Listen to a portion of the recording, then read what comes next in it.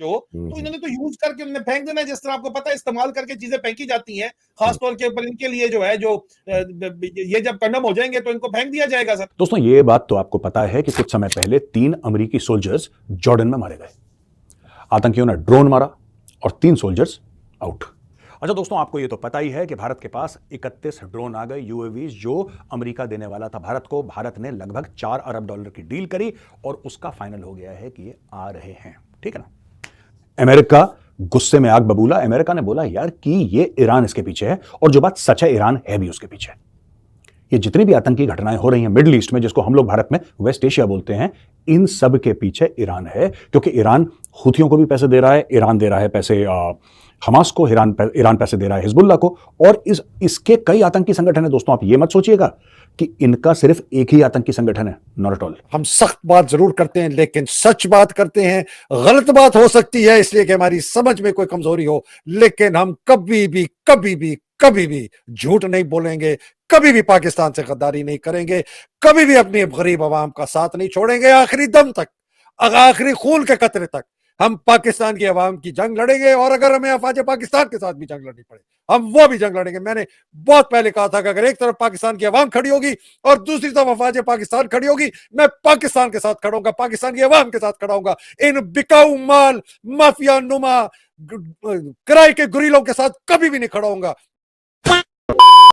जय दोस्तों, जय श्री राम। देखिए, कुछ समय पहले आप लोगों ने खबर सुनी होगी कि भाई ईरान ने अमेरिका पर अटैक किया था ड्रोन से, और 3 सैनिक है उनके शहीद कर दिया अमेरिका के। और भाई अब पाकिस्तानी फौज के जो अफसर थे वो भाई अमेरिका के हाथों बिक गए हैं, यानी कि मुल्क गिरवी रख दिया है। जिस तरह से अफगानिस्तान को जब खत्म किया था और तालिबान लाया था, वहां पर पाकिस्तानी अमेरिका के डॉलर में बिके थे, अब भी भाई बिक गए हैं। आप लोग वीडियो देखें, उसके बाद बात करते हैं।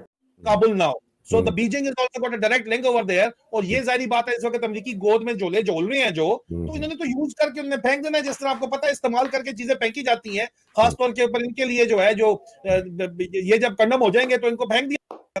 तो बात तो यही है ना। Go ahead. फौज के इंटरनल हेट्रेड एंड डिसेंट आप बात करें कि फौज के अपने अंदर जो शिद्दत के साथ इस वक्त नफरत महसूस की जा रही है इन जर्नलों के खिलाफ, जिसको प्लाटों और पोस्टिंग और पैसे फेंक के और साइकोलॉजिकल ग्रूमिंग करके जो है वो दबाने की कोशिश की जा रही है। तो sir, there is a visible divide in the army. One is the fighting strength of the army, fighting arm जो फील्ड ड्यूटीज कर रही है, जो अपनी जान हथेली पे रख के कर रही है, जो रोजाना की बुनियाद के ऊपर जान दे रहे हैं, उनकी सोच बिल्कुल फर्क है। अच्छे खानदानों के लड़कों की भी, जिनके माँ बाप ने उनको हक हलाल सिखाया है, उनकी सोच भी बिल्कुल फर्क है। आसिम मुनीर तो अपने मामे के हाथ पड़ गया ना, बाकियों की सोच बिल्कुल फर्क है सर। तो वो विजिबली जो है एक ह्यूज डिसेंट है विद इन द आर्मी इस वक्त। पाकिस्तान की बैट टीम सुनिए, BAT, border action teams, right. Pakistan border action teams बना के इंडियन आर्मी पे लाइन ऑफ कंट्रोल पे अटैक करवाता था एक टाइम पे। अब तो बैट के हमने पर काट दिया, तो बैट नहीं उड़ते, बैठ गए वो। लेकिन बैट का क्या था कि बैट में लश्कर तैयबा और जैश मोहम्मद के कोई टेररिस्ट होते थे, 5-6 लोगों की एक बैट की टीम होती थी, और उसमें 2 स्पेशल फोर्सेस वाले होते थे, SSG वाले, और वो आके यहां पे एक्शन करके जाते थे। तो दोस्तों, यही कॉन्सेप्ट है ईरान का भी। ईरान ने जैसे कोई आतंकी संगठन है, इस्लामिक रेजिस्टेंस फॉर एग्जांपल, एक आतंकी संगठन है जिसका नाम है इस्लामिक रेजिस्टेंस। तो उसके अंदर जैसे 100-200 लोग हुए, तो उसके अंदर 20-30 ईरानी भी होंगे। ईरानी अंदर उनको डायरेक्ट करना, उनको लीड करना, उनको बताना अच्छा तुम ये करो, ये करो, उनको डायरेक्ट हुक्म आता है तेहरान से। तो यानी कि ये छोटी छोटी आतंकियों की फौजें पूरे मिडिल ईस्ट में ईरान ने फैला रखी हैं, और अलग अलग देशों के खिलाफ ये लोग कार्रवाई करते हैं। इसलिए ईरान को ज्यादातर मुसलमान मुल्क पसंद नहीं करते। ये अफवाज पाकिस्तान नहीं है, ये गुंडे हैं, ये बिकाऊ माल है, ये मां बहनों बेटियों की इज्जतें लूटने वाला इदारा है। इसके साथ नहीं खड़े हो सकते आते। मुझे बहुत गुस्सा आते। सर, आपका गुस्सा जायज भी है। जो हालात पाकिस्तान के हैं, 76 साल से जिस तरह का इश्क था हमें, अपनी जारी बात है फौज से इश्क था, इन जर्नलों का फौज का हिस्सा ही हम समझते थे। अब समझ आइए नहीं, ये ब्रीड ही अलग है, ये तो इस फौज का हिस्सा नहीं है। लेकिन इन्हीं के अहकामात फौज को मानने पड़ते हैं और मान रही है, तो उसकी वजह से एक इश्क टूटा है, नशा टूटा है, तो दर्द तो होगा सर, तकलीफ तो होगी, और वो तकलीफ बोलती है। ये सुने, जो हम लोगों ने अपनी पासिंग आउट परेड पे हमने क्या कसम खाई थी, ये सुने आदिल, ये मैं फौजियों को सुनाना चाहता हूं, इन अफसरों को सुनाना चाहता हूं, इनके जमीरों को झंझोड़ना चाहता हूं, इन कप्तानों, इन मेजरों, इन कर्नलों के जिनके जमीरों में अभी तक शायद कोई जमीर जागा है। ये ब्रिगेडियर तो बिक चुका, जनरल तो बिक चुका, आर्मी चीफ तो बिक चुका, और तुम अफसर जवान जो जवान हो, जो बेजमीरे हो, जिनकी माँ बाप ने अच्छी परवरिश की, सुनो तुमने क्या कसम खाई थी। ये अल्लाह सुब्हानहू तआला से ये लोगों को समझ नहीं आ रही कि इन्होंने अल्लाह सुब्हानहू तआला से बगावत की है।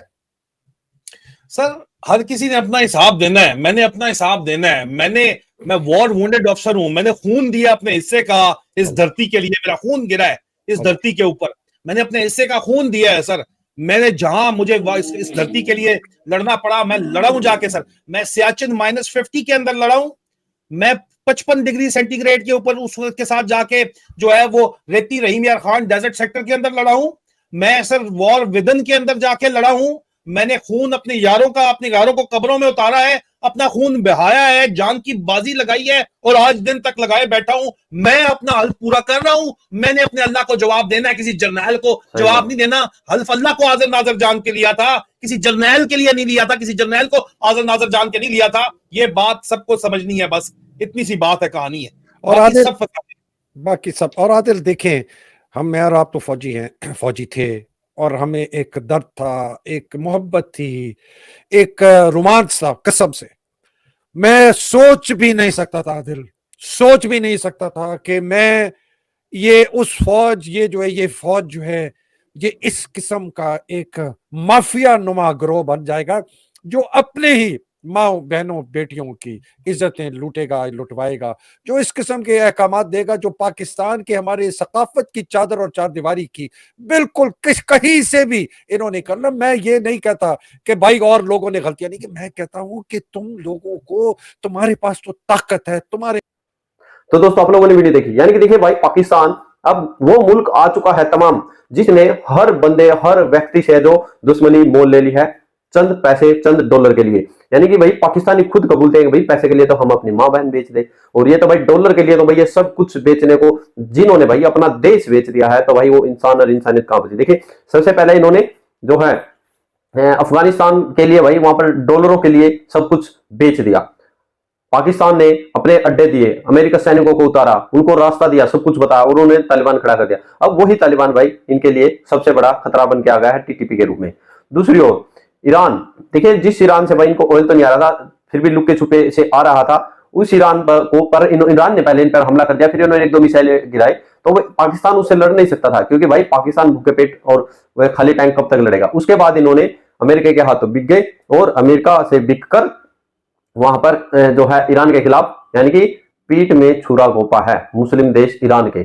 जो आज अमेरिका है उसने भाई ड्रोन से पूरा स्ट्राइक कर दी है, और पूरा नस्ता नबूत जो है ईरान को अभी कर दिया है फिलहाल। देखिए ईरान वही देश है जो कभी भी मुस्लिम देश होते हुए आराम से नहीं बैठ सकता, टिक के नहीं खा सकता। उस देश ने अभी हाल ही में इजराइल के खिलाफ बहुत ज्यादा जो है तीर वगैरह भेजे, जो उनके प्रोडक्ट आ रहे थे भारत में, बट भारत भाई उनको एक अच्छा तरह से मैसेज वहां पर जाके दे आया था, आराम से रहिए, आराम से खाइए। तो आप लोग कह रहे हैं कमेंट सेक्शन में जरूर कीजिए। धन्यवाद।